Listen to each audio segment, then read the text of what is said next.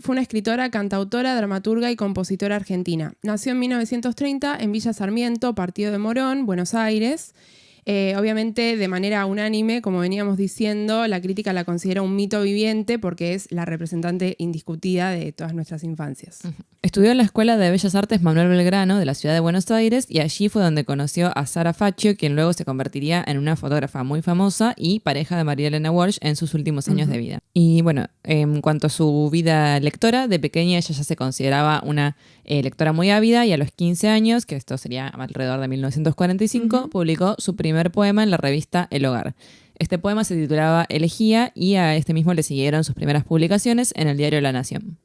En 1947, a los 17 años, publica su primer libro de poemas, Otoño Imperdonable. Ese mismo año muere su padre y entra en la escena pública de las letras argentinas con un reconocimiento indiscutido. El poemario recibió el segundo premio municipal de poesía. De hecho, el jurado se excusó diciéndole que no le podían dar el primer premio porque era muy joven. Y también recibió muy buenas críticas a nivel mundial.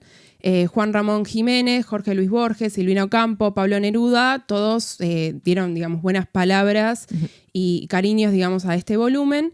Y este es un libro que incluye poemas escritos entre los 14 y los 17 años, con un estilo que en su momento fue considerado único.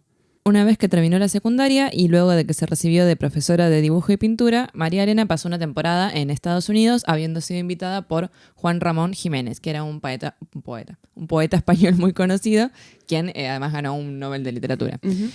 Para la poeta, esta fue una experiencia muy compleja que luego ella misma describiría de manera desfavorable. Decía que Juan Ramón me destruía y no tenía derecho a equivocarse porque él era Juan Ramón y yo nadie. O sea, en líneas generales, digamos, como la experiencia les sirvió, muchos después dijeron que sus publicaciones tenían influencia de su estadía con este hombre Juan Ramón. Pero bueno, evidentemente emocionalmente no fue como muy enriquecedor. Me lo imagino tipo Whiplash. Sí, yo también. Tenés que escribir mejor. Me lo imaginé literalmente así. Bien, de regreso a Buenos Aires, se insertó en los círculos literarios e intelectuales, continuando la publicación de ensayos y poemas en distintos medios. En 1951 se publicó su segundo poemario, Baladas con Ángel, que fue editado en el mismo tomo que Argumento del enamorado de Ángel Bonomini, su novio en aquel momento. La idea del volumen es muy como cute porque se constituye un todo en el que los enamorados intercambian sus emociones en versos. Los poemas de Walsh, en este caso, dejan ver un gran optimismo y alegría frente al amor. Ese mismo año, la poeta inició su vínculo artístico y afectivo con Leda Valladares, primero por correspondencia. Leda era una artista tucumana, representante del folclore en el interior y hermana del folclorista Chivo Valladares, que es muy famoso. Fue una de las primeras mujeres en egresar de la Universidad Nacional de Tucumán, que dicho sea de paso, tiene muy buena fama, digamos, en el mundo de las letras y la literatura, de mucha trayectoria. Y poco tiempo después del comienzo de esta amistad, Leda invitó a María Elena a reunirse con ella en Panamá para viajar juntas a Europa. La poeta aceptó, abandonando por entonces todo lo que tenía en Argentina, incluido a su novio, y bueno, se encaminó, ¿no?, como en un nuevo camino con Leda. En 1952, ambas se instalaron en París y comenzaron a cantar canciones populares de tradición argentina en cafés y cabarets. Además, en la ciudad fueron entrando en contacto con otros artistas como Violeta Parra o Blossom Dearie. Grabaron sus primeros álbumes Cantos de Argentina en 1954 y Bajo los cielos de la Argentina en 1955 con canciones de folclore tradicional, temas de Atahualpa Yupanqui, Jaime Dávalos y Rolando Valladares. Al regresar, en 1956, Leda y María se fueron de gira juntas por el norte, donde continuaron grabando canciones que luego lanzarían en los álbumes Entre Valles y Quebradas y Entre Valles y Quebradas Volumen 2, hacia 1957. Ambos discos y la performance en general de ella fueron muy bien recibidos en los círculos intelectuales, con calurosas críticas por parte de Victoria Ocampo, Atahualpa Yupanqui y María Herminia Avellaneda. Mirá qué teología de Atahualpa Yupanqui. Sí, no, tremendo. Poco tiempo después fueron creciendo las diferencias entre las artistas. En general se considera que Leda reivindicaba el valor del indigenismo y folclore puro, mientras que María Elena se inclinaba a la creación de nuevas canciones inspiradas en las raíces folclóricas, pero sin necesidad de que éstas fueran un límite en la creación, sino más bien para transmitir mensajes de justicia, igualdad social y pacifismo. En 1958 lanzaron su quinto álbum juntas, Canciones del Tiempo de Mari Castaña. Y al año siguiente publicaron el long play Leda y María cantan villancicos, con villancicos anónimos de Bolivia y España.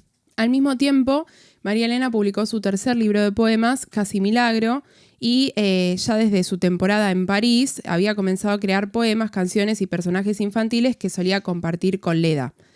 En 1958, María Herminia Avellaneda, que era una productora de TV y cineasta argentina, le ofreció a María Elena escribir guiones para TV en programas infantiles. De esta manera llegó a participar de Buenos Días Pinky, que era un programa que duró solo 3 meses, pero tuvo mucho éxito, ganaron 2 Martín Fierro. Y luego María Elena fue premiada por Argentores como mejor guionista en 1965. Esta experiencia comenzó a despertar en la autora la idea de crear un género, una especie de varieté infantil donde se incluyeran ritmos de folclore y otros géneros populares en el mundo del espectáculo. Así es que llegaron a la luz los personajes y las canciones que tanto amábamos de chicos, como La Tortuga Manuelita, que fue adaptada al cine en 1999. Muy triste esa película, chicos. No sé Ay, si pero se es un acuerdan. película. Bueno, esa fue la primera película que yo fui a ver al cine. Era re triste, me Sí, acuerdo sí. que ella buscaba al novio. Ay, pero tiene unos temazos, Sí. es una película. Los libros de Tutú Marambá, El Reino del Revés, Cuentopos de Gulubú, Dailan Kifki y las canciones populares como La Vaca Estudiosa, Canción de Titina, El Reino del Revés, La Pájara Pinta, La Canción de la Vacuna, El Brujito de Gulubú, En el País de No Me Acuerdo, El Twist del Mono Listo, Canción para tomar el té, entre muchas otras que son súper conocidas. Exacto. Y todos temones. También compuso canciones para adultos. Algunos ejemplos son como La Cigarra, Serenata para la Tierra de Uno y El Valle y el Volcán. Y todas estas canciones fueron reunidas en sus álbumes Canciones para Mirar de 1963 y Juguemos en el Mundo de 1968. También le permitieron realizar puestas en escena como la de Los Sueños del Rey Bombo, que se estrenó en Mar del Plata en 1959, y a este le siguieron diversos espectáculos que fueron estrenados a lo largo del país, pero sobre todo en Buenos Aires, y que incluían, ¿no?, muchas de sus canciones. Para este momento, Leda y María ya habían decidido dejar de ser un dúo en todo sentido. Antes de separarse grabaron un último EP, Navidad para los chicos. Y en 1965, Walsh publica hecho a mano su cuarto poemario para adultos. En 1968 se estrenó su espectáculo de canciones para adultos, Juguemos en el Mundo. Al igual que en sus canciones infantiles, este espectáculo estaba conformado por melodías y letras de libertad temática que llegaron a impactar en canciones modernas y en distintos temas de protesta que comenzaron a hacerse populares en Latinoamérica debido a la situación política, ¿no?, de cada país. Con la dictadura, la obra de Walsh fue censurada, lo cual culminó en la decisión de dejar de componer y cantar hasta que retornara la democracia. De hecho, recientemente habíamos compartido nosotras en Instagram un post sobre uno de sus libros que se llama Un elefante ocupa mucho espacio y fue uno de los que causó revuelo durante la época de la dictadura porque hacía una reivindicación de los derechos de los obreros, ¿no? En este caso eran animales de circo que hacían una huelga por sus derechos como trabajadores. O sea, imagínense que incluso siendo algo destinado para chicos, como también este contenido se consideraba subversivo y por eso se la censuró. Exacto. Bueno, mientras muchas de sus canciones se volvieron símbolo de lucha, ella siguió publicando en diarios y revistas haciendo referencias sutiles a la situación del país. Con la vuelta de la democracia a la Argentina, condujo un programa periodístico junto con María Herminia Avellaneda y la cantante de tango Susana Rinaldi, llamado Como la Cigarra, en alusión directa a la canción que les comentábamos, que cobró especial relevancia entre los cantantes exiliados por la dictadura, como por ejemplo Mercedes Sosa. El programa supuso un espacio de reflexión y planteo de algunos temas inusuales para la televisión de la época. Ya en 1985, tras haber formado parte del Consejo para la Consolidación de la Democracia, fue reconocida como ciudadana ilustre de la Ciudad de Buenos Aires y en 1990 doctor honoris causa de la Universidad Nacional de Córdoba y personalidad ilustre de la provincia de Buenos Aires. En 1994 se publicó una recopilación completa de sus canciones para niños y adultos y hacia el 2000 obtuvo el Gran Premio de Honor de la SADE. Durante toda su carrera, Walsh llegó a publicar más de 20 discos y más de 50 libros. Finalmente falleció en 2011 tras un largo proceso de cáncer de huesos que sufrió en los últimos años de su vida. Y yo me acuerdo que fue como un día re triste porque la noticia obviamente salió en todos lados. Y todo el mundo hablaba de esto y a mí me chocaba mucho, por ejemplo, estar en el colegio y pensar como que mis profesores habían también sido influenciados, ¿no?, en su infancia por las canciones de María Elena y nosotros también. Entonces como que sentía que era algo que cruzaba, ¿no?, a todo el país el duelo por su muerte. Sí, es muy loco que atravesó como distintas generaciones y nunca dejaron de cantarse las canciones. No sé, hoy en día, con tantas opciones en YouTube y en Internet, digamos, de... tal vez a cosas más actuales como La Vaca Lola. No, sé, y el hecho tanto de se rescata a María Elena Walsh. Tal cual, que haya como más, no esta cuestión de como globalizar, ¿no?, cierta música infantil que por ahí es de afuera, pero que se traduce acá porque, no sé, Disney la distribuye, por ejemplo, y eso ya está disponible en YouTube, entonces como que, bueno, quizá no es... Pero hay un videoclip en YouTube del twist del mono liso que es muy gracioso. No sé si lo... Creo que ya sé cuál es. Que está como medio en 2D la animación. Es muy bueno. Así que si un día están tristes, se lo ponen y levanta enseguida.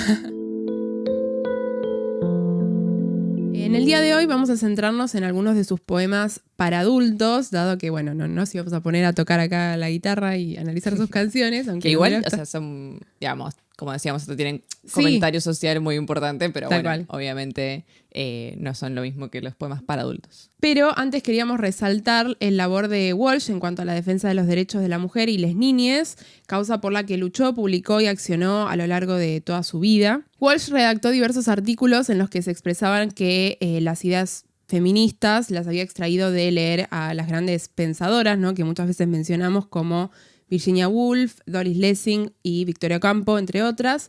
Fue una activista en la causa de la legalización del aborto e incluso se reunió con Alfonsín para que lo abogara. Y además fue fundadora de la Unión Feminista Argentina y del Movimiento de Liberación Feminista, cuyo objetivo era que todas las mujeres argentinas pudieran tener conocimiento sobre las causas del feminismo. Junto a la cineasta María Luisa Bemberg y a la novelista Angélica Gorodischer, se convirtieron en las representantes más involucradas del movimiento de la época, tarea que sentían que habían heredado de aquellas comprometidas sufragistas como Victoria Ocampo, Alfonsina Storni y Julieta Lantieri. Y María Luisa Bemberg tiene una adaptación de Camila, así que si no han visto nada de ella pueden empezar por ahí. Entre los años 80 y los 2000, con el retorno de la democracia, María Elena expresó su lucha en diversas ocasiones, poniendo el énfasis en cómo la cultura patriarcal limitaba el desarrollo de los derechos de las mujeres. Entre sus escritos políticos se destaca el famoso Sepa por qué usted es machista, que se publicó en la revista Humor en 1980 e incluye 24 razones en forma de lista por las cuales se es machista. Y bueno, les queríamos leer un par de razones destacadas que a mí me choquearon mucho, lo actuales que son, ¿no? Ahora vamos a ver por qué. Y también para charlar un poquito qué pasa, ¿no? De vuelta con este tono de humor que muchas veces permite decir verdades que son bastante tremendas, ¿no? Número 3. Porque cree todo lo que le dicen los medios o miedos de difusión de la Argentina actual y ya tiene el cerebro más lavado que mate cebado por un polaco. 4. Porque su mamá es una santa, por lo tanto las demás mujeres son unas brujas. 5. Porque su mamá es una bruja, por lo tanto las demás mujeres también. 6. Porque no tiene mamá y no consigue quien lo mime. 8. Porque quiere hacer mérito ante los centros de poder exclusivamente masculinos, empresariado, fuerzas armadas, animadores de TV, deportes, sindicatos, clero, pompas fúnebres, etc. 9. Porque todo ese asunto de la gestación y el parto le da miedo y asquete como la educación sexual al ministro de Educación. 10. Porque usted tiene los mismos atributos de Woody Allen, pero no le dan el mismo resultado. 18. Porque teme que las mujeres hagamos rancho aparte y no piensa que son los hombres quienes lo inventaron y perpetúan. Ver punto 8. 19. Porque supone que la mujer quiere imitar al varón y no sabe que antes muerta que imitar a semejante fabricante de desastres desde la guerra atómica hasta el IVA. Ahora ya sabe, con estos 24 puntos, usted ahorra años y fortunas en psicoanálisis. Usted puede ser hombre o mujer, el machismo tampoco es cuestión de genes. Poca gente más machista que algunas mujeres, solo que ellas lo son por instinto de conservación, por despiste, por imitar a los hombres, por comodidad o porque así las dejan hablar por TV. Es tremenda, la verdad. La verdad que sí, como... Se picó. La tocas y quema ella. De especie de panfleto, ¿no? Que ocupaba toda una cara en la revista Humor. Si buscan en internet está ahí disponible.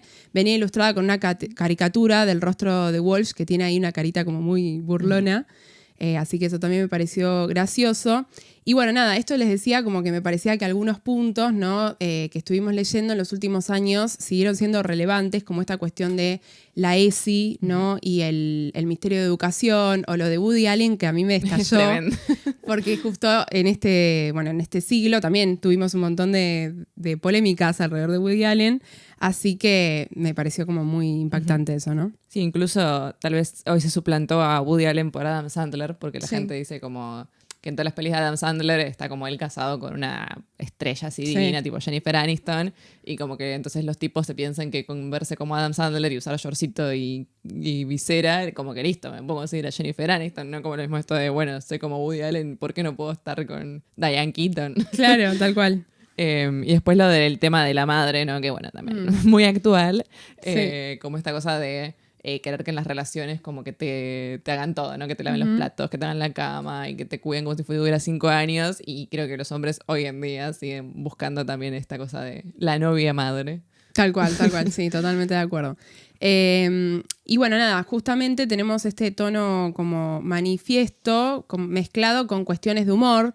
A ver, la revista Humor era justamente una revista donde se publicaban piezas de humor, pero de todas maneras no deja de haber ciertas verdades, ¿no? Que incluso en momentos tienen que ver mucho con la política, como cuando le tira la pelota ahí a las Fuerzas Armadas, al gobierno, al Ministerio de Educación, que siento que en su momento también eran cosas bastante fuertes para decir y como para después soportar, ¿no? Porque uno formaba parte de la esfera pública, un personaje intelectual y bueno, obvio, tenía mucha voz y eso a los espacios de poder no les gusta nada.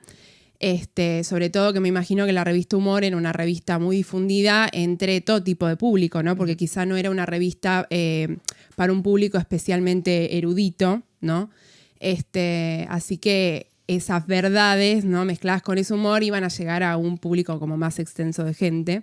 Y se lo hubiera llenado de trolls el Twitter. Exacto, tal cual. Morite, trola.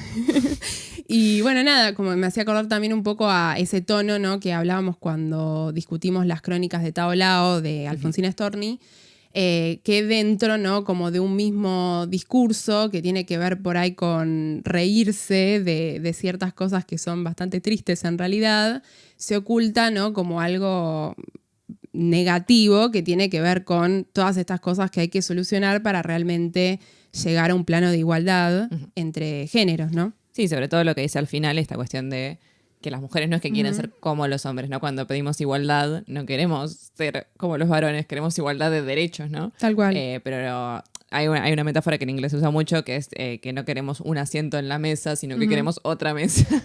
Porque, o sea, la cuestión está de decir, no sé, necesitamos más mujeres que sean directoras de empresa o más mujeres en, no sé, en algún rubro tipo la milicia. Tal y cual. es como, no, o sea, no queremos más militares, o sea, queremos menos militares, pero al mismo tiempo queremos que se nos dé el respeto y el lugar como para poder debatir sobre estas cosas, ¿no? Exacto. Así que bueno, espero que les haya gustado. A mí me pareció que estaba bueno, aunque sea charlarlo un poco, aunque el capítulo de hoy no se centre quizá en su labor. Como artículo, panfleto, como quieran llamarlo, hay muchos otros y también hay otros que ya no están, ¿no? Con ese sesgo humorístico, sino que son más políticos o más eruditos. Así que bueno, es una faceta de María Elena Walsh que también es muy rica para explorar si les interesa.